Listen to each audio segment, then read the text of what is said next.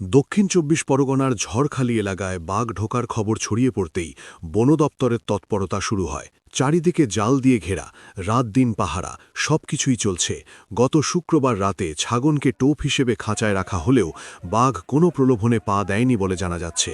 স্থানীয় সূত্রে খবর, বন দপ্তরের কর্মীদের তৎপরতা থাকলেও প্রকৃতপক্ষে বাঘ জঙ্গলে আছে কিনা নাকি জাল কেটে বেরিয়ে গেছে তা নিয়ে প্রশ্ন থেকেই যাচ্ছে।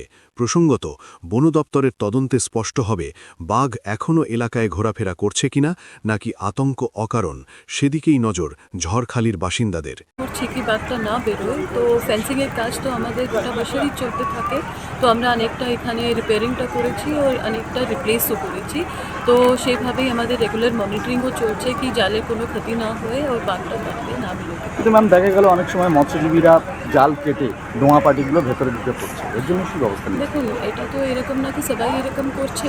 কিছু 100-এর মধ্যে 10টা লোক হতে পারে বা 5টা লোক হতে পারে।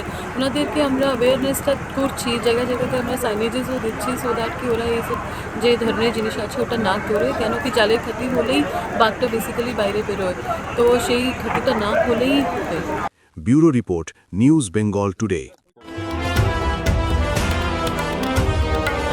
মেঘবেলা লাইভে আপনার পছন্দের টিভি চ্যানেলস সম্পূর্ণ বিনামূল্যে, শুধুমাত্র মেঘবেলা ব্রডব্যান্ডের কানেকশনের সঙ্গে। মেঘবেলা ব্রডব্যান্ড, বাংলার ঘরে ঘরে। উত্তর 24 পরগনা ও তার আশপাশের এলাকার মানুষের সেবায় ক্যাথল্যাবের মতো অত্যাধুনিক সুবিধা নিয়ে পরিষেবায় ব্রতী সারদা মাল্টি স্পেশালিটি হাসপাতাল।